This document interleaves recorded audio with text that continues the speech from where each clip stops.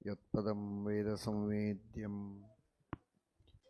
ಕಟಾಕ್ಷೇಣಾಪಿ ವೀಕ್ಷಿತುಂ ನ ಕ್ಷಮಂತೆ ವಿಮತಯಸ್ತಮುಪಾಸೇ ಶ್ರೇಯಃ ಪತಿಂ. ಮಯಿ ಸ್ಥಿತೋ ಮದಂಗೇಷು ಸ್ವತಂತ್ರೋ ವ್ಯಾಪ್ತವಾನ್ ಹರಿಃ ಸ ವಿಷ್ಣುಶ್ಚಾಸ್ವತಂತ್ರಂ ಮಾಂ ಸ್ವೇಚ್ಛಯಾ ವರ್ತಯತ್ಯಜಃ. ಸ್ವಾತ್ಮನಸ್ತಸ್ಯ ಪೂಜಾಸ್ಯುಃ ಮನೋ ವಾಕ್ ಕಾಯವೃತ್ತಯಃ. ಮಮೈತಾಃ ಇತಿ ಕರ್ತಾರಂ ಉದ್ದೇಶ್ಯಂಚ ಹರಿಂ ಸ್ಮರೇತ್. ಸಚ್ಛಾಸ್ತ್ರೋದಿತವರ್ತ್ಮನಾ ಪದಮಿದಂ ಧ್ಯಾಯನ್ ಮದಂಕಾಂಕಿತಃ. ಮನ್ಮಂತ್ರಂ ಜಪಶಾಸ್ತ್ರಸಂಪದಮಥೋ ದಾಸ್ಯಾಮಿ ಭಾಗ್ಯೈಃ ಸಹ. ತತ್ತತ್ವಾನ್ಯಪಿ ಬೋಧಯಾಮಿ ತದನುಪ್ರಾಪ್ಯೋ ಮದಂಘ್ರಿರ್ಭವೇತ್. ಇತ್ಯಾಘೋಷಯತೀವ ಯಃ ಕರಚಯೈಸ್तं ವಾಜಿವಕ್ತ್ರಂ ಭಜೆ. ಧರ್ಮವಿಜ್ಞಾನವೈರಾಗ್ಯಪರಮೈಶ್ವರ್ಯಶಾಲಿನಃ ಆನಂದತೀರ್ಥಭಗವತ್ಪಾದಾನ್ ವಂದೇ ನಿರಂತರಂ. ನೌಮಿ ನ್ಯಾಯಸುಧಾದಿಕೃಜ್ಜಯಮುನೀನ್ ಶ್ರೀಪಾದರಾಟ್ಸನ್ಮಣೀನ್ ವ್ಯಾಸಾರ್ಯಾನ್ ವಿವಿಧಾಗಮಾಬ್ಧಿವಿಹರಾನ್ ಶ್ರೀವಾದಿರಾಜಾನಪಿ ವಂದೇ ಹಂಸವರಾನ್ ರಘೂತ್ತಮಗುರೂನ್ ವೈದಗ್ಧ್ಯಪರಾಂ ನಿಧೀನ್ ಶ್ರೀ ಸತ್ಯವ್ರತರಾಘವೇಂದ್ರ ಮುನಿಪಾನ್ ಸದ್ಬೋಧಸಧ್ಯಾನಪಾನ್. ಸತ್ಯಾಭಿಜ್ಞಕರಾಬ್ಜೋತ್ಥಾನ್ ಪಂಚಾಶದ್ವರ್ಷಪೂಜಕಾನ್ ಸತ್ಯಪ್ರಮೋದತೀರ್ಥಾರ್ಯಾನ್ ನೌಮಿ ನ್ಯಾಯಸುಧಾರತಾನ್.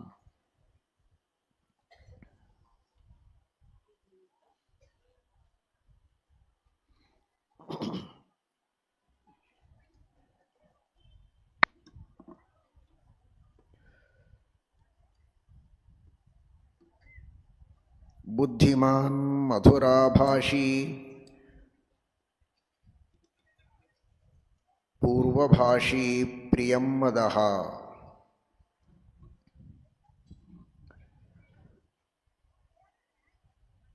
ಬಲ ಪರಾಕ್ರಮಗಳು ಮಾತ್ರ ಒಬ್ಬ ನಾಯಕನಿಗೆ ರಾಜನಿಗೆ ಸಾಲದು. ಬಲವನ್ನು ಎಲ್ಲಿ ಉಪಯೋಗಿಸಬೇಕು ಅನ್ನುವ ಬುದ್ಧಿ ವಿವೇಕ ಇದು ಬಹಳ ಮಹತ್ವದ್ದು. ಬುದ್ಧಿ ಇದ್ದ ವ್ಯಕ್ತಿ ಒಂದು ವೇಳೆ ಬಲ ಇಲ್ಲದಿದ್ದರೂ ಬಲ ಇದ್ದವರ ಉಪಯೋಗವನ್ನು ಹೇಗೆ ತೆಗೆದುಕೊಳ್ಳಬೇಕು, ಯಾವ ತರಹದ ಯುಕ್ತಿಯನ್ನು ಬಳಸಿ ಶತ್ರುವನ್ನು ಸೋಲಿಸಬೇಕು ಅನ್ನುವುದನ್ನು ಕಂಡುಕೊಳ್ಳಬಹುದು. ಬಲ ಇದ್ದು ಬುದ್ಧಿ ಇಲ್ಲದೆ ಇದ್ದರೆ ಮಾತ್ರ ಬಹಳ ಕಷ್ಟ. ಬುದ್ಧಿಮಾನ್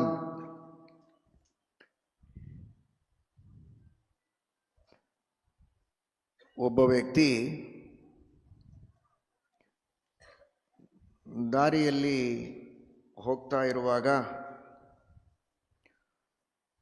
ಅವನ ಕಾರ್ ಕೆಟ್ಟೋಯ್ತು. ಏನೇನೋ ಪ್ರಯತ್ನ ಮಾಡಿದ, ತನ್ನ ಬಲ ಶಕ್ತಿ ಎಲ್ಲ ಉಪಯೋಗಿಸಿದ, ಎಲ್ಲೆಲ್ಲಿಯೋ ಹೊಡೆದ, ಏನೇನೋ ಮಾಡಿದ, ಏನಾದರೂ ಸರಿ ಹೋಗಲಿಲ್ಲ. ಯಾರೋ ಒಬ್ಬ ಬಂದ, ಇವನು ಬಹಳ ಕಷ್ಟಪಟ್ಟು ಕಾರೆಲ್ಲ ಗುದ್ದಿದ್ದ. ಆದರೆ ಅವನು ಬಂದ, ಒಂದೇ ಒಂದು ಕ್ಷಣ ಎಲ್ಲಿಯೋ ಒಂದು ಸಣ್ಣ ಪೆಟ್ಟು ಕೊಟ್ಟ, ಸ್ಟಾರ್ಟ್ ಆಯಿತು. 100 ರೂಪಾಯಿ ಕೊಡು ಅಂತ ಕೇಳಿದ. ಬೆಳಗ್ಗೆಯಿಂದ ಗುದ್ದಿ ಕೈಯೆಲ್ಲ ನುಗ್ಗಾಗಿ ಹೋಗಿದೆ, ನೀನೇನೋ ಒಂದು ಚೂರು ಟಚ್ ಮಾಡಿದ್ದಕ್ಕೆ ನಿನಗೆ 100 ರೂಪಾಯಿ ಕೊಡಬೇಕಾ ಅಂತ. ಹೊಡೆದದ್ದಕ್ಕೆ 100 ಅಲ್ಲ, ಎಲ್ಲಿ ಹೊಡಿಬೇಕು ಅಂತ ಗೊತ್ತಿತ್ತಲ್ಲ ಅದಕ್ಕೆ 100 ರೂಪಾಯಿ ಅಂತ.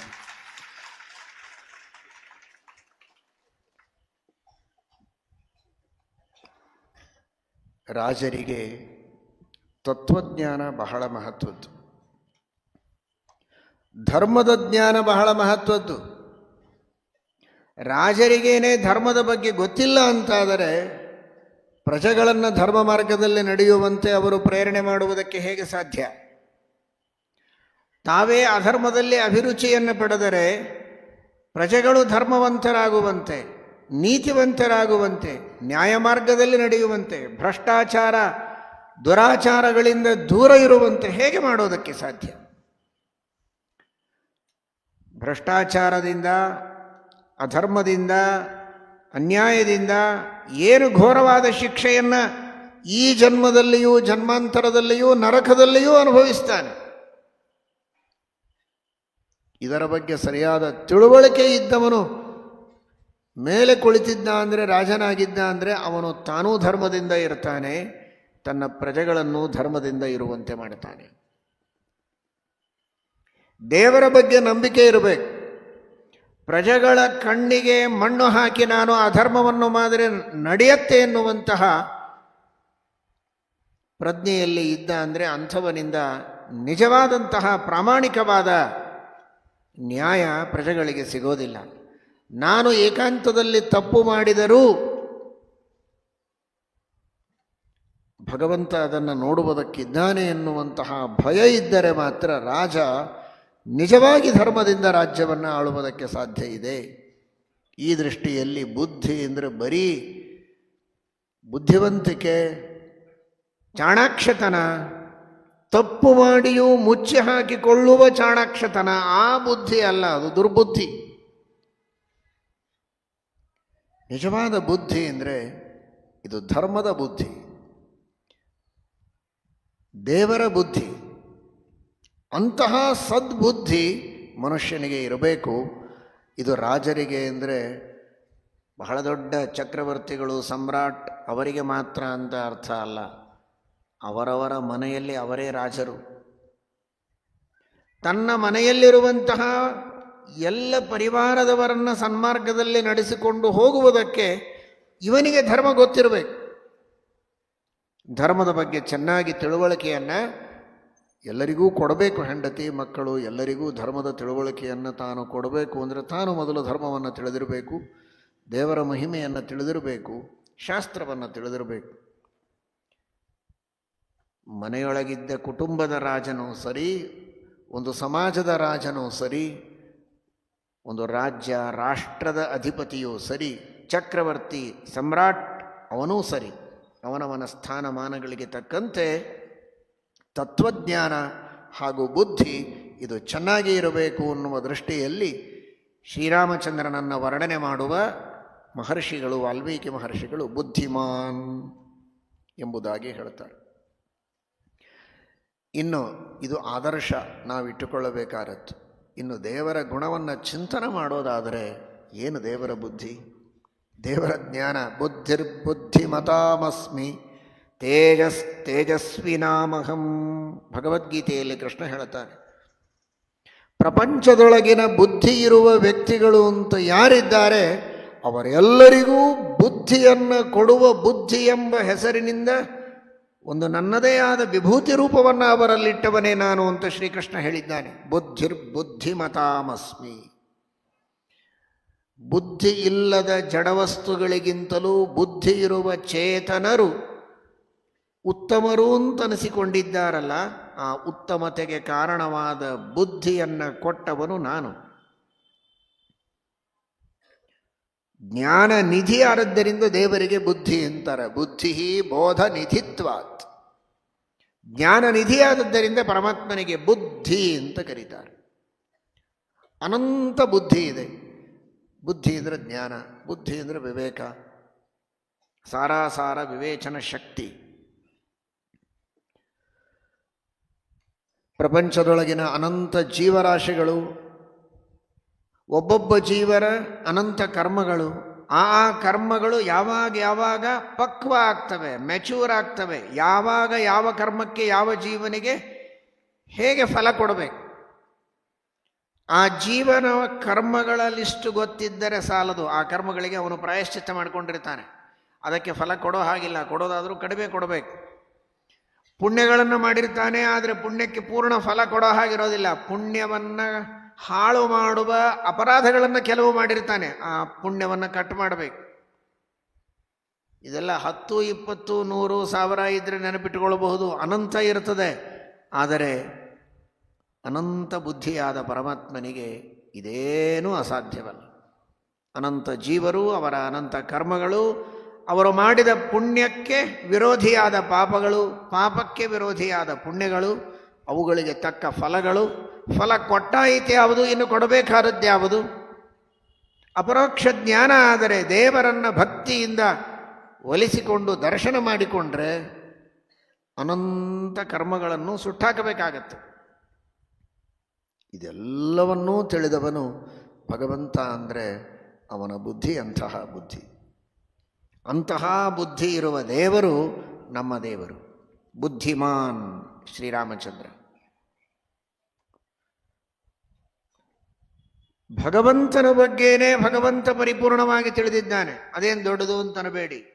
ನಮ್ಮ ಬಗ್ಗೆ ನಮಗೆ ಪೂರ್ಣ ಗೊತ್ತಿಲ್ಲ, ನಮ್ಮ ದೇಹದೊಳಗೆ ಏನಿದೆ ಅಂತ ಗೊತ್ತಿಲ್ಲ.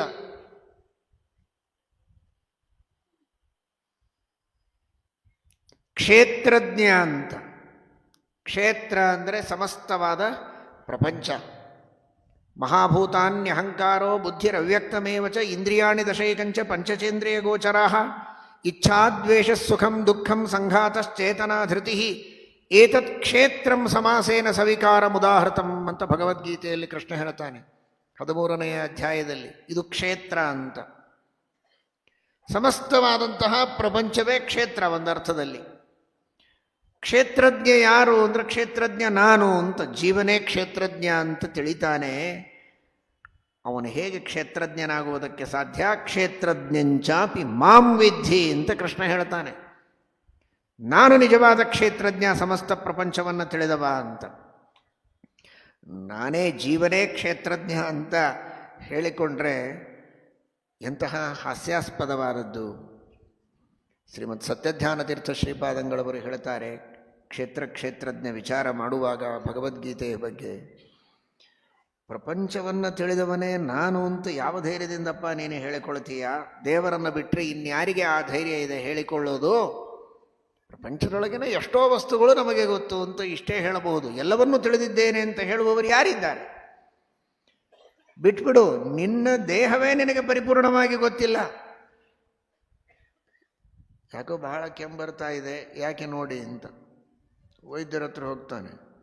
ಯಾಕೆ ನಿನ್ನ ದೇಹ ನೀನು ತಾನೇ ಕೆಮ್ತಾ ಇರೋದು, ನಿನಗೇನಾಗಿದೆ ಅಂತ ಅವ್ರಿಗೆ ಯಾಕೆ ಕೇಳ್ತಿದ್ದಿ? ಕೆಮ್ಮು ಬಂದರೆ, ನೆಗಡಿ ಬಂದರೆ, ಜ್ವರ ಬಂದರೆ, ಹೊಟ್ಟೆಶೂಲೆ ತಲೆಶೂಲೆ ಆದರೆ 10 ಜನರಿಗೆ ತಲೆಶೂಲೆ ಕೊಡ್ತಾನೆ ಅವನು. ಯಾಕೆ? ನಿನ್ನ ಬಗ್ಗೆ ಇಡೀ ಜಗತ್ತೇ ಗೊತ್ತಿದೆ ಅಂತೀಯ, ಮತ್ತೆ ನಿನ್ನ ಬಗ್ಗೆ ನಿನಗೆ ಗೊತ್ತಿಲ್ವಾ? ಶ್ರೀಮತ್ ಸತ್ಯಧ್ಯಾನತೀರ್ಥ ಶ್ರೀಪಾದಂಗಳವರು ಕೇಳುತ್ತಾರೆ. ಹಾಗಾದರೆ ಇದು ನಮ್ಮ ಪರಿಸ್ಥಿತಿ. ನಮ್ಮ ಬಗ್ಗೆ ನಮಗೆ ಗೊತ್ತಿಲ್ಲ, ನನ್ನ ದೇಹದ ಬಗ್ಗೆ ನನಗೆ ಪರಿಪೂರ್ಣವಾಗಿ ಗೊತ್ತಿಲ್ಲ. ಇನ್ನೊಬ್ಬರ ಬಗ್ಗೆ ಅಂತೂ ಪ್ರಶ್ನೆಯೇ ಇಲ್ಲ. ಇಡೀ ಪ್ರಪಂಚವನ್ನು ತಿಳಿದುಕೊಳ್ಳುವ ಸಾಧ್ಯತೆಯಲ್ಲಿ ಪ್ರಪಂಚವನ್ನೂ ಪರಿಪೂರ್ಣವಾಗಿ ತಿಳಿದುಕೊಂಡು ತನ್ನ ಬಗ್ಗೆಯೂ ಪರಿಪೂರ್ಣವಾಗಿ ತಿಳಿದುಕೊಂಡವನು ಭಗವಂತ. ಅನಂತ ಗುಣಗಳಿವೆ ಭಗವಂತನಿಗೆ. ಮಹಾಲಕ್ಷ್ಮೀ ದೇವಿ ಪರಮಾತ್ಮನ ಅನಂತ ಗುಣಗಳನ್ನು ಉಪಾಸನೆ ಮಾಡುತ್ತಾಳೆ. ಮಹಾಲಕ್ಷ್ಮಿ ಬ್ರಹ್ಮದೇವರು ಮಾಡುತ್ತಾರೆ. ಪರಮಾತ್ಮನ ಒಂದೊಂದು ಗುಣಗಳಿಗೆ ಮತ್ತೆ ಅನಂತ ಗುಣಗಳಿವೆ, ಅನಂತ ಕ್ರಿಯೆಗಳಿವೆ, ಅನಂತ ಅವತಾರಗಳಿವೆ. ಅದನ್ನೂ ಮಹಾಲಕ್ಷ್ಮೀ ದೇವಿ ಉಪಾಸನೆ ಮಾಡುತ್ತಾಳೆ. ಬರೀ ಅನಂತ ಗುಣಗಳಲ್ಲ, ದೇವರ ಒಂದೊಂದು ಗುಣಗಳಿಗೆ ಮತ್ತೆ ಅನಂತ ಗುಣಗಳು, ಅನಂತ ಕ್ರಿಯೆಗಳು, ಅನಂತ ಅವತಾರಗಳು, ಅನಂತ ಲೀಲೆಗಳಿವೆ ಎನ್ನುವ ಮಹಾಮಹಿಮೆಯನ್ನು ಉಪಾಸನೆ ಮಾಡುವಂತಹ ಮಹಾ ಸೌಭಾಗ್ಯವನ್ನು ಪಡೆದವಳು ಮಹಾಲಕ್ಷ್ಮೀ ದೇವಿ.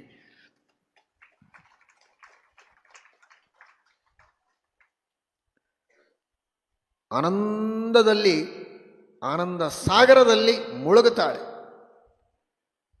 ಭೂತ್ಯೈ ನಿಜಾಶ್ರಿತ ಜನಸ್ಯ ಹಿ ಸೃಜ್ಯ ಸೃಷ್ಟೌ ಈಕ್ಷಾ ಬಭೂವ ಪರನಾಮ ನಿಮೇಶ ಕಾಂತೆ. ದೇವರು ಜಗತ್ತಿನ ಸೃಷ್ಟಿಯನ್ನು ಮಾಡುವುದಕ್ಕೇನು ಉದ್ದೇಶ ಅಂದರೆ ಅವರವರ ಜೀವರ ಸ್ವರೂಪದಲ್ಲಿರುವ ಗುಣಗಳ ಅಭಿವ್ಯಕ್ತಿಯಾಗಬೇಕು. ಅದಕ್ಕೆಲ್ಲ ಆಚ್ಛಾದನೆ ಇದೆ ಅನಾದಿ ಕಾಲದಿಂದ. ಅವನವನ ಜೀವ ಸ್ವರೂಪದ ಮೇಲಿನ ಆವರಣಗಳು ಕಳಚಿ ಬಿದ್ದು ಒಳಗಿನ ಸ್ವರೂಪದ ಪ್ರಾದುರ್ಭಾವ ಆಗಬೇಕು. ಆನಂದ ಇದೆ, ಅದರ ಪ್ರಾದುರ್ಭಾವ ಆಗಬೇಕು. ಅವರವರ ಯೋಗ್ಯತೆಗೆ ತಕ್ಕಂತೆ ಏನು ಸ್ವರೂಪದಲ್ಲಿದೆ ಅದು ಆವಿರ್ಭಾವ ಆಗಲಿ ಅಂತ. ಕೆಲವರಿಗೆ ಮಿಶ್ರ, ಕೆಲವರಿಗೆ ದುಃಖ, ಕೆಲವರಿಗೆ ಸುಖ. ಸರಿ, ಲಕ್ಷ್ಮೀದೇವಿಗೇನು ಲಾಭ? ದೇವರು ಸೃಷ್ಟಿ ಮಾಡಿದರೆ ಅಂದರೆ ಭೂತ್ಯೈ. ಲಕ್ಷ್ಮೀದೇವಿಗೆ ಇನ್ನೇನು ಹೊಸದಾಗಿ ಬರಬೇಕಾಗಿದೆ? ನಿತ್ಯ ಮುಕ್ತಳು, ನಿರ್ವಿಕಾರಳು, ಅನಾದಿ ಕಾಲದಿಂದ ಭಗವಂತನ ಜೊತೆಗೆ ಇದ್ದಾಳೆ, ನಿತ್ಯಾಭಿಯೋಗಿನಿ, ಆನಂದಪೂರ್ಣಳು. ಇನ್ನೇನು ಬೇಕು? ಅವಳಿಗೂ ಒಂದು ವಿಶೇಷವಾದ ಆನಂದದ ಅಭಿವ್ಯಕ್ತಿಯಾಗತ್ತೆ. ಮಮ ಭರ್ತ ಏತಾದೃಶ ಮಹೈಶ್ವರ್ಯವಾನ್ ಇತಿ ಹರ್ಷೋದ್ರೇಕಾಯ. ಈ ಚಿಂತನದಿಂದ ಅವಳಿಗೂ ಒಂದು ಹರ್ಷೋದ್ರೇಕವಾಗತ್ತೆ ಅಂತ ವಾದಿರಾಜ ಶ್ರೀಪಾದಂಗಳವರು ಮಹಾಭಾರತ ತಾತ್ಪರ್ಯ ನಿರ್ಣಯದ ವ್ಯಾಖ್ಯಾನದಲ್ಲಿ ತಿಳಿಸ್ತಾರೆ. ಮಹಾಲಕ್ಷ್ಮಿಗೆ ದೇವರು ಮಾಡಿದ ಸೃಷ್ಟಿಯನ್ನು ಕಂಡು ಆನಂದವಾಗ್ತದಂತೆ. ನಿತ್ಯ ನೂತನ, ಅದೇ ದೇವರ ಮಹಿಮೆ. ಯಾವಾಗೋ ಒಂದು ಸಲ ನೋಡಿದಾಗ ಆಶ್ಚರ್ಯ ಆಗ್ತದೆ. ದೊಡ್ಡದಾದ ಹಳ್ಳಿಯಿಂದ ಬಂದ ಒಬ್ಬ ವ್ಯಕ್ತಿ ಯಾವುದೋ 10-20 ಅಂತಸ್ತಿನ ಮನೆಯನ್ನು ನೋಡ್ತಾನೆ. ಆಶ್ಚರ್ಯವಾಗಿ ಬಿಡುತ್ತದೆ. ಪಕ್ಕದಲ್ಲೇ ಇದ್ದವರಿಗೇನು ಆಶ್ಚರ್ಯ? ದಿವಸ ಬೆಳಗಾದರೆ ಹೋಗ್ತಾರೆ, ನೋಡ್ತಾರೆ, ಅವ್ರಿಗೇನು ಅದರ ಕಡೆ ಗಮನನೇ ಇರೋದಿಲ್ಲ. ಹಾಗಲ್ಲ, ಭಗವಂತನ ಮಹಿಮೆಯನ್ನು ನಿತ್ಯ ಕಾಣ್ತಾ ಇದ್ದರೂ ಕೂಡ ಲಕ್ಷ್ಮೀದೇವಿಗೆ ಅಷ್ಟು ಆಶ್ಚರ್ಯ, ಅಷ್ಟು ಸಂತೋಷ, ಅಷ್ಟು ಹರ್ಷೋದ್ರೇಕವಾಗತ್ತೆ. ಆ ದೇವರು ತನ್ನ ಸೃಷ್ಟಿಯ ವೈಭವವನ್ನು ತೋರಿಸಿ ಅವಳಿಗೆ ಹರ್ಷೋದ್ರೇಕವನ್ನು ತಂದುಕೊಡುವುದಕ್ಕಾಗಿಯೂ ಸೃಷ್ಟಿಯನ್ನು ಮಾಡ್ತಾನೆ ಅಂತ ಹೇಳ್ತಾರೆ. ಅಷ್ಟು ಪರಮಾತ್ಮನ ಗುಣಗಳನ್ನು ಯಾವಾಗಲೂ ಚಿಂತನೆ ಮಾಡುವಂತಹ ಮಹಾನುಭಾವಳು ಮಹಾಲಕ್ಷ್ಮಿ. ಅವಳಿಗಿಂತಲೂ ಅನಂತಪಟ್ಟು ಬುದ್ಧಿ ಭಗವಂತನಿಗೆ ಇದೆ. ಅವಳಿಗೂ ಗೋಚರವಾಗದ ತನ್ನ ಗುಣಗಳನ್ನು ಪರಮಾತ್ಮ ತಾನು ತಿಳಿಯುತ್ತಾನೆ. ಸತ್ತತ್ವ ರತ್ನಮಾಲ ಅಂತ ತಾಮ್ರಪರ್ಣಿ ಆಚಾರ್ಯರು ಬರೆದಂತಹ ಗ್ರಂಥ, ಶ್ರೀಮದಾನಂದ ತೀರ್ಥ ಭಗವತ್ಪಾದಾಚಾರ್ಯರ ಸಿದ್ಧಾಂತದ ಸಾರವನ್ನು ಸಂಗ್ರಹ ಮಾಡಿ ತಿಳಿಸುವಾಗ ಅವರು ಹೇಳ್ತಾರೆ, ಲಕ್ಷ್ಮೀದೇವಿಯಿಂದ ಆರಂಭ ಮಾಡಿಕೊಂಡು ಒಂದು ಸಣ್ಣ ಅತೀ ಅಸ್ವತಂತ್ರರಲ್ಲಿ ದೇವರ ನಂತರ ಎಲ್ಲರಿಗಿಂತಲೂ ಉತ್ತಮಳಾದವಳು ಲಕ್ಷ್ಮಿ. ತೃಣಜೀವ, ಅತೀ ಸೂಕ್ಷ್ಮ ಸಣ್ಣ ಜೀವ, ಯೋಗ್ಯತೆಯಲ್ಲಿ ಸಾಮಾನ್ಯ ಜೀವ. ಆ ತೃಣಜೀವಕ್ಕೆ ಒಂದು ಸ್ವಲ್ಪ 1 ಯೂನಿಟ್ ಬುದ್ಧಿ ಇದೆ, ಅದಕ್ಕಿಂತ ಮೇಲೆ 2, 3, ಲಕ್ಷ್ಮೀದೇವಿಗೆ ಅನಂತ ಯೂನಿಟ್ ಇದೆ ಅಂತ ಇಟ್ಟುಕೊಳ್ಳಿ. ಇಷ್ಟೆಲ್ಲ ಬುದ್ಧಿ ಒಂದು ತೃಣಜೀವಕ್ಕೆ ಇದೆ ಅಂತ ಮನಸ್ಸಿನಿಂದ ಕಲ್ಪನೆ ಮಾಡಿಕೊಳ್ಳಿ. ಇಲ್ಲ, ಇದೆ ಅಂತ ಅಂದ್ಕೊಳ್ಳಿ. ತೃಣಜೀವದಿಂದ ಲಕ್ಷ್ಮೀವರೆಗೆ ಎಲ್ಲರಿಗೂ ಇದ್ದ ಬುದ್ಧಿ ಸೇರಿದರೆ ಏನೊಂದು ಮೊತ್ತ ಆಗತ್ತಲ್ಲ, ಅಷ್ಟು ಬುದ್ಧಿ ಬರೀ ತೃಣಜೀವಕ್ಕಿದೆ ಅಂತ ಇಟ್ಕೊಳ್ಳಿ. ಇಟ್ಟುಕೊಂಡು ಮತ್ತೆ ಅದಕ್ಕಿಂತ ಹೆಚ್ಚು ಬೆಳೆಸ್ತಾ ಹೋಗಿ ಲಕ್ಷ್ಮೀವರೆಗೆ. ಹೀಗೆ ನಿಮಗೆ ಎಷ್ಟೊತ್ತು ಮಾಡಲಿಕ್ಕೆ ಸಾಧ್ಯವಾಗುತ್ತೋ ಮಾಡಿ. ಅಷ್ಟು ಬಾರಿ ಮಲ್ಟಿಪ್ಲೈ ಮಾಡಿದರೂ ಅದೆಲ್ಲರ ಬುದ್ಧಿ ಸೇರಿಸಿಕೊಂಡು ಎಲ್ಲರೂ ಕೂಡ ಒಕ್ಕೂಟ ಮಾಡಿಕೊಂಡು ಭಗವಂತನ ಗುಣಗಳನ್ನು ಎಣಿಸಿದರ ಪ್ರಯತ್ನ ಮಾಡಿದರೂ ಎಂದೂ ಎಣಿಸಿ ಮುಗಿಸಲು ಸಾಧ್ಯವಾಗದಷ್ಟು ಗುಣಗಳು ಭಗವಂತನಲ್ಲಿವೆ. ನ ರಮಾಪಿ ಪದಾಂಗುಲೀಲ ಸನ್ನಕ ಧೂರಾಜದನಂತ ಸದ್ಗುಣಾನ್ ಗಣಯೇದ್ ಗಣಯಂತಿ ಅನಾರಥಂ ಪರಮಾನ್ ಕೋಸ್ಯ ಪರೋ ಗುಣಾನ್ ವದೇ. ಅಂತಹ ಅನಂತ ಗುಣಪೂರ್ಣನಾದವನು ದೇವರು. ಆದರೆ ಅವನು ಅಷ್ಟು ಗುಣವುಳ್ಳವನಾಗಿದ್ದಾನೆ. ಆದರೆ ಅಷ್ಟು ಗುಣ ಅವನಿಗಿದೆ ಅಂತೆ ಗೊತ್ತಿಲ್ಲ ಅಂತಲ್ಲ. ಕೆಲವರು ಹಾಗಿರ್ತಾರೆ, ದೊಡ್ಡ ಪಂಡಿತರಾಗಿರ್ತಾರೆ, ಎಷ್ಟು ಪಂಡಿತರಿದ್ದೇವೆ ಅಂತ ಗೊತ್ತಿರೋದಿಲ್ಲ ಅವರಿಗೆ.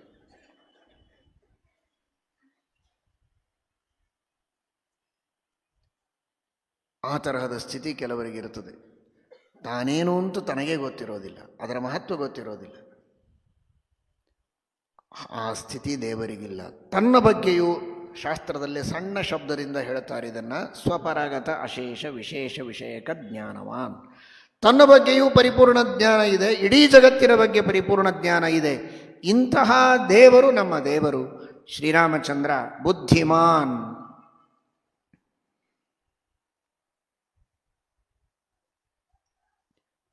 ಹನುಮಂತ ಮಾತನಾಡಿದರೆ ರಾಮ ಹೇಳ್ತಾನೆ, ಹನುಮಂತನ ಜ್ಞಾನ ಹೇಗಿದೆ, ಆ ಹನುಮಂತನ ಜ್ಞಾನವನ್ನು ಗುರುತಿಸುವ ಜ್ಞಾನ ಹೇಗೆ ರಾಮನ ಜ್ಞಾನ ಇದೆ ಅಂತ ತಿಳಿದುಕೊಳ್ಳಿ. ಸುಮ್ಮನೆ ಸುಗ್ರೀವ ಹೇಳ್ತಾನೆ, ಯಾರು ಬಂದಿದ್ದಾರೆ ನೋಡು, ಯಾರೋ ರಾಜಕುಮಾರರು ಬಂದಾಗ ಕಾಣಿಸ್ತಾ ಇದೆ. ರಾಮ ಲಕ್ಷ್ಮಣರನ್ನು ಭೇಟಿಯಾಗಿ ಬರ್ತಾನೆ. ಬಂದು ಸುಗ್ರೀವನಿಗೆ ತಿಳಿಸ್ತಾನೆ, ದಶರಥನ ಮಕ್ಕಳು ರಾಮ ಲಕ್ಷ್ಮಣರು ಬಂದಿದ್ದಾರೆ ಅಂತ. ಇಷ್ಟೇ ನಡೆದದ್ದು. ಸ್ವಲ್ಪ ಸಂವಾದ ಆಗಿದೆ. ಅಷ್ಟಕ್ಕೆ ಹನುಮಂತನ ಬಗ್ಗೆ ಲಕ್ಷ್ಮಣನಿಗೆ ರಾಮ ಹೇಳ್ತಾನೆ, ನಾನ್ ಋಗ್ವೇದ ವಿನೀತಸ್ಯ ನಾಯಜುರ್ವೇದ ಧಾರಿಣಃ ನಾಸಾಮವೇದ ವಿದುಷಃ ಶಕ್ಯಮೇವಂ ಪ್ರಭಾಷಿತುಂ. ಇದು ಯಾರು ಹೇಳಬೇಕಿದನ್ನು? ಸಮಗ್ರ ಋಗ್ವೇದ ಯಜುರ್ವೇದ ಸಾಮವೇದಗಳ ಅಧ್ಯಯನ ಮಾಡದೇ ಇದ್ದ ವ್ಯಕ್ತಿ ಹೀಗೆ ಮಾತಾಡಲಿಕ್ಕೆ ಸಾಧ್ಯ ಇಲ್ಲ.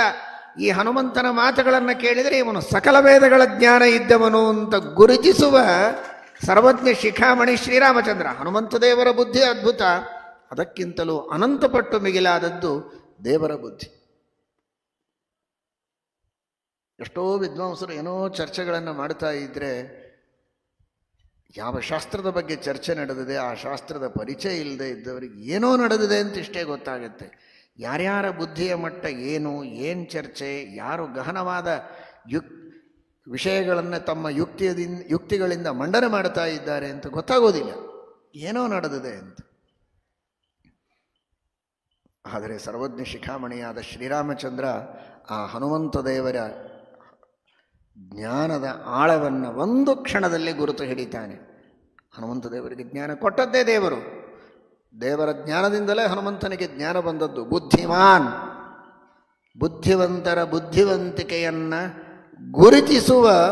ಗುರುತಿಸಿ ಅದಕ್ಕೆ ಸರಿಯಾದ ಮಾನವನ್ನು ಕೊಡುವ ಮಹಾಬುದ್ಧಿವಂತಿಕೆಯ ನಿಸ್ಸೀಮ ನಿರತಿಶಯವಾದಂತಹ ಒಂದು ಮೂರ್ತಿ ಅಂದರೆ ಅದು ಶ್ರೀರಾಮಚಂದ್ರ. ಬುದ್ಧಿಮಾನ್, ಮಧುರಾಭಾಷಿ, ಬಹಳ ಬುದ್ಧಿ ಇದ್ದರೂ ಕೂಡ ಅಹಂಕಾರದಿಂದ ಇನ್ನೊಬ್ಬರ ಮನಸ್ಸಿಗೆ ನೋವಾಗುವಂತೆ ಮಾತನಾಡುವವನಲ್ಲ. ಅಹಂಕಾರದಿಂದ ಮಾತನಾಡುವವನಲ್ಲ. ಪ್ರೀತಿಯಿಂದ ಎಲ್ಲ ಪ್ರಜೆಗಳನ್ನು, ತಂದೆ ತಾಯಿಗಳನ್ನು, ತಮ್ಮಂದಿರನ್ನು ಎಲ್ಲರನ್ನೂ ಅಷ್ಟು ಪ್ರೀತಿಯಿಂದ ಮಾತನಾಡಿಸುವಂತಹ ಶ್ರೀರಾಮಚಂದ್ರ ಮಧುರಾಭಾಷಿ. ಸಿಹಿಯಾದ ಮಾತುಗಳನ್ನು ಆಡತಕ್ಕಂತಹ ಶ್ರೀರಾಮಚಂದ್ರನ ಗುಣ, ಅದನ್ನು ನಾವೆಲ್ಲ ಆದರ್ಶವಾಗಿ ಇಟ್ಟುಕೊಳ್ಳಬೇಕಾದದ್ದು. ನಿಷ್ಠುರವಾದ ಸತ್ಯವನ್ನೇ ಹೇಳುವ ಪ್ರಸಂಗ ಇದ್ದರೂ ಕೂಡ ಸಿಹಿಯಾಗಿ ಹೇಳುವುದಕ್ಕೆ ಪ್ರಯತ್ನ ಮಾಡಬೇಕು.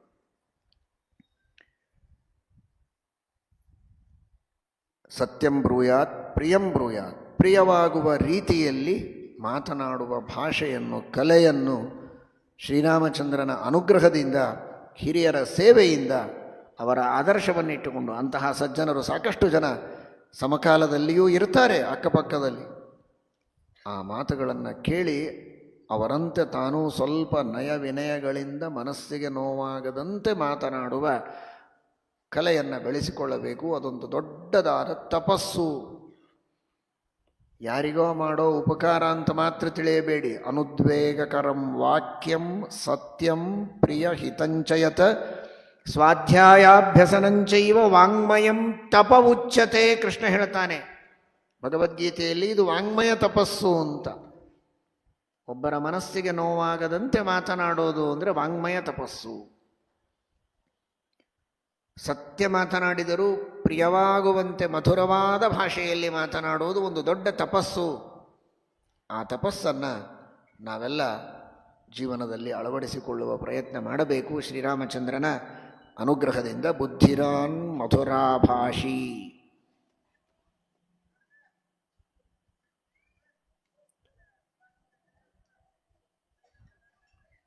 ಪೂರ್ವಭಾಷಿ ಪ್ರಿಯಂ ವದಃ. ಮೊದಲು ಮಾತನಾಡ್ತಾ ಇದ್ದನಂತೆ. ದಾರಿಯಲ್ಲಿ ಹೋಗ್ತಾ ಇರುವಾಗ ಕೆಲವು ಜನರು ನೋಡ್ತಾ ಇರ್ತಾರೆ. ತಾವು ನೋಡಿದ್ದು ಅವ್ರಿಗೆ ಗೊತ್ತಾಗಿರಬಾರದು ಅಂತನ್ನುವಷ್ಟು ಜಾಣ್ಮೆಯನ್ನು ಉಪಯೋಗಿಸಿ ನೋಡ್ತಾರೆ.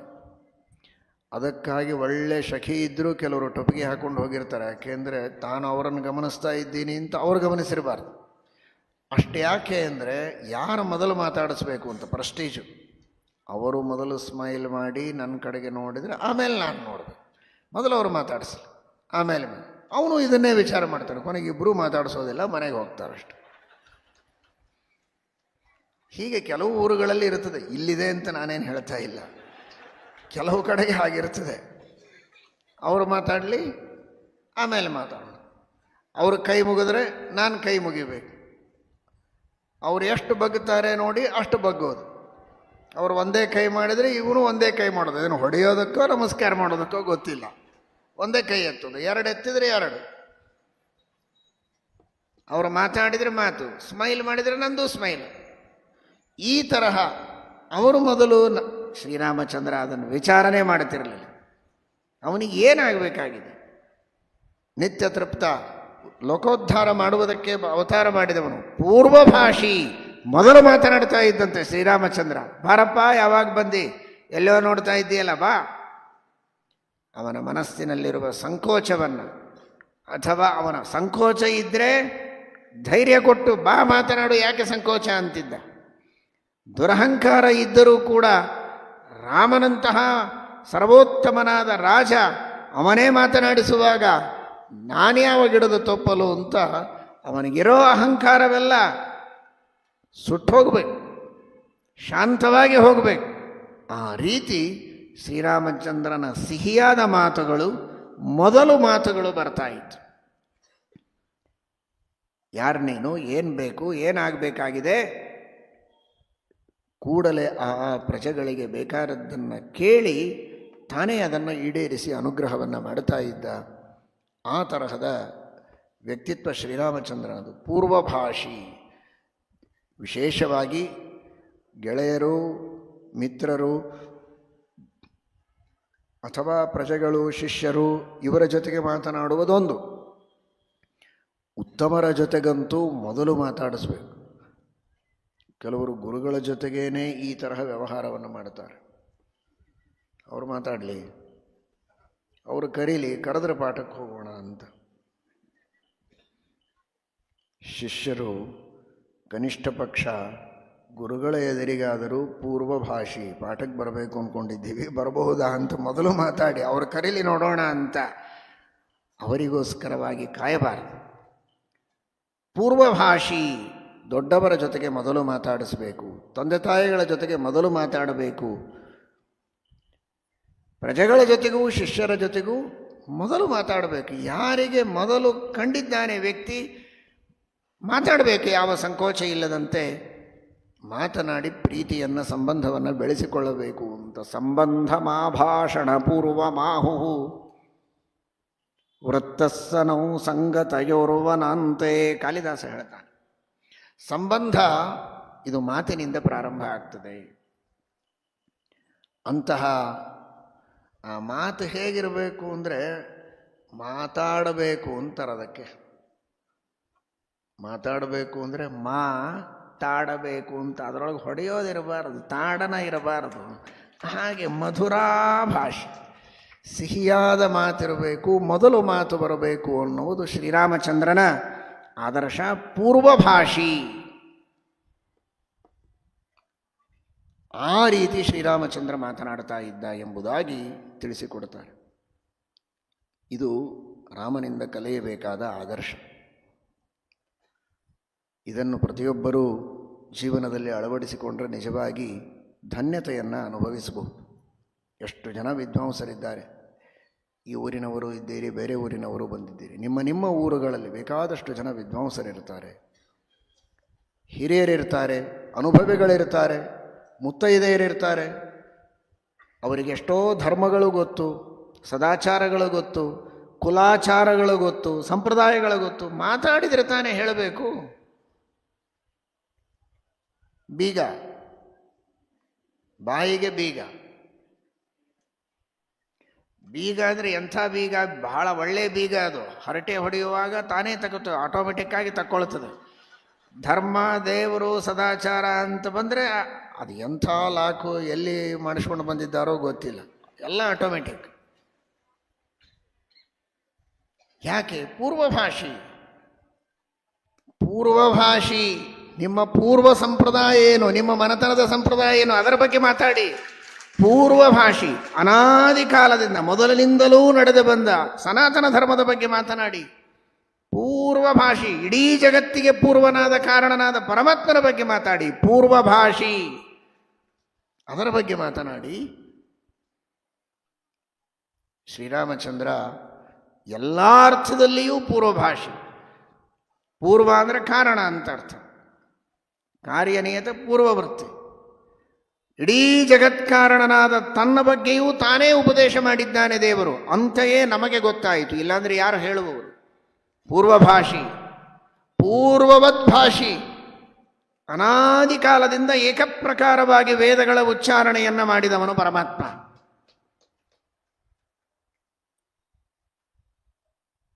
ಈ ಕಲ್ಪದಲ್ಲಿ ವೇದಗಳನ್ನು ಹೇಗೆ ಉಚ್ಚಾರಣೆ ಮಾಡಿದ? ಹಿಂದಿನ ಕಲ್ಪದಲ್ಲಿ ಮಾಡಿದಂತೆ, ಆಗ ಅದರ ಹಿಂದಿನ ಕಲ್ಪದಲ್ಲಿ ಏಕಪ್ರಕಾರವಾಗಿ ಅನಾದಿ ಕಾಲದಿಂದ ನಿಯತೈಕ ಪ್ರಕಾರವಾದ ವೇದಗಳನ್ನು ಉಚ್ಚಾರಣೆ ಮಾಡುತ್ತಾ ಪೂರ್ವಭಾಷೆ, ಹಿಂದಿನಂತೆಯೇ ಉಚ್ಚಾರಣೆ ಮಾಡುತ್ತಾನೆ. ವೇದಗಳು ಒಂದಲ್ಲ, ಎರಡಲ್ಲ, 10 ಶ್ಲೋಕ ಅಲ್ಲ, 20 ಶ್ಲೋಕ ಅಲ್ಲ, ಅನಂತ ವೇದಗಳಿವೆ. ಅನಂತ ವೈ ವೇದಾಃ. ದೇವರ ಮಹಿಮೆ ತಿಳಿದುಕೊಳ್ಳಿ. ಬುದ್ಧಿಮಾನ್. ಯಾಕೆ ಬುದ್ಧಿಮಾನ್? ಪೂರ್ವಭಾಷಿ. ಅನಾದಿ ಕಾಲದಿಂದ ಅನಂತ ವೇದಗಳನ್ನು ಏಕಪ್ರಕಾರವಾಗಿ ಉಚ್ಚಾರಣೆ ಮಾಡ್ತಾರೆ. ಈಗ ಒಂದು ಅರ್ಧ ಗಂಟೆ ನಾವು ಉಪನ್ಯಾಸ ಮಾಡಿ ಇನ್ನೊಮ್ಮೆ ಇದೇ ಉಪನ್ಯಾಸ ಮಾಡಿರಿ ಅಂದರೆ ಮಾಡ್ಲಿಕ್ಕೆ ಬರುತ್ತದ? ಏನೇನೋ ಹೋಗ್ತದೆ ವಿಷಯ ಆ ಕಡೆ ಈ ಕಡೆ. ಅದೇ ಶಬ್ದ ಅದೇ ಅಕ್ಷರ ಹಾಗೆ ಬರಲಿಕ್ಕೆ ಆಗಲ್ಲ. ವೇದಗಳು ಅನಂತ ಇದ್ದರೆ ಪೂರ್ವವದ್ಭಾಷಿ, ಮೊದಲಿನಂತೆಯೇ ಉಚ್ಚಾರಣೆ ಮಾಡುವಂತಹ ಅನಂತ ಜ್ಞಾನ ಪರಮಾತ್ಮನಿಗಿದೆ. ಪೂರ್ವಭಾಷಿ. ಆದ್ದರಿಂದ ಪರಮಾತ್ಮನನ್ನ ಪೂರ್ವಭಾಷಿ ಅಂತ ಕರೆಯೋದು.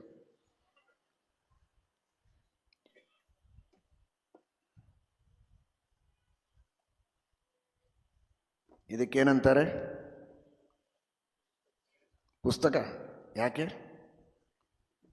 ನಿಮ್ಮ ಅಪ್ಪ ನಿಮಗೆ ಹೇಳಿದರು ಇದಕ್ಕೆ ಪುಸ್ತಕ ಅಂತ ಕರೀತಾರೆ ಅಂತ ಅಲ್ವಾ? ಅಪ್ಪನಿಗೆ ಕೇಳಿ, ಅಲ್ಲಿ ಹಿಂದೆ ಕೂತಿರ್ತಾರೆ ಚೇರ್ ಮೇಲೆ, ಅವ್ರಿಗೆ ಕೇಳಿ, ಅವರಪ್ಪ ಹೇಳಿದ್ದ ಅಂತ. ಅಂದರೆ ನಮಗೆ ಜವಾಬ್ದಾರಿ ಇಲ್ಲ, ಬೇಜವಾಬ್ದಾರರು.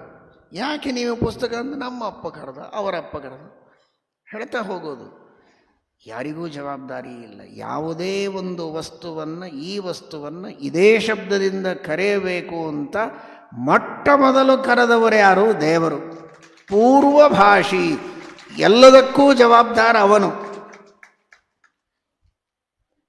ಎಲ್ಲದಕ್ಕೂ ಅನಾದಿ ಕಾಲದಿಂದ. ಪೂರ್ವ ಅಂದರೆ ಒಂದು ದಿನ ಪ್ರಾರಂಭ ಅಂತ ಹೇಳುವಂತಿಲ್ಲ. ನಿತ್ಯ ಸಂಬಂಧವನ್ನು ಶ್ರೀಮದ್ ಆಚಾರ್ಯರು ಶ್ರೀಮದ್ ಅನುವ್ಯಾಖ್ಯಾನದಲ್ಲಿ ಸಮರ್ಥನೆ ಮಾಡಿದ್ದಾರೆ ಶಬ್ದಾರ್ಥಗಳಿಗೆ, ಸಂಸ್ಕೃತ ಭಾಷೆಗೆ. ಮೃತ್ತಿಕೇತ್ಯೇವ ಸತ್ಯಂ, ಇದು ಅನಾದಿ ನಿತ್ಯ. ಆದರೆ ಪೂರ್ವ ಅಂದರೆ ಹಾಗೇ ಪೂರ್ವ ಅನಾದಿ ಕಾಲದಿಂದಲೂ ಕೂಡ ಈ ಶಬ್ದಕ್ಕೆ ಇದು ಅರ್ಥ ಅಂತ ಸಂಸ್ಕೃತ ಭಾಷೆಗೆ ನಿರ್ಣಯವನ್ನು ಮಾಡಿದವನು ಭಗವಂತ. ಪೂರ್ವಭಾಷಿ. ಅವನಿಗೆ ದೊಡ್ಡ ಜವಾಬ್ದಾರಿ ಇದೆ, ನಮಗಿಲ್ಲ. ಅದು ಬಹಳ ಮಹತ್ವದ್ದು. ಎಲ್ಲದಕ್ಕೂ ಬರೀ ಮಾತಿಗೊಂದೇ ಅಲ್ಲ, ನಿಜವಾಗಿ ಪ್ರತಿಯೊಂದಕ್ಕೂ ಮೊದಲು ಮಾಡಿದವನು ದೇವರು. ಅದನ್ನು ಅನುಸರಣೆ ಮಾಡಿದವರು ಬುದ್ಧಿನವರಲ್ಲ. ಪೂರ್ವಭಾಷಿ. ಜಗತ್ತಿನ ಎಲ್ಲ ಭಾಷೆಗಳ ಮಾತೃಭಾಷೆ, ತಾಯಿ ಸ್ಥಾನದಲ್ಲಿ ಇರುವಂತಹ ಭಾಷೆ ಅದು ಸಂಸ್ಕೃತ ಭಾಷೆ. ಅಂತಹ ಸಂಸ್ಕೃತದ ಎಲ್ಲ ಶಬ್ದಗಳಿಗೆ ಆ ಅರ್ಥಗಳಲ್ಲಿ ಶಕ್ತಿಯನ್ನು ಅನಾದಿ ಕಾಲದಿಂದ ನಿಯಂತ್ರಣ ಮಾಡಿ ಅದನ್ನು ಮಾತಾಡಿ ಕಲಿಸಿದವನು ಎಲ್ಲರಿಗೂ ಭಗವಂತ. ಪೂರ್ವಭಾಷಿ.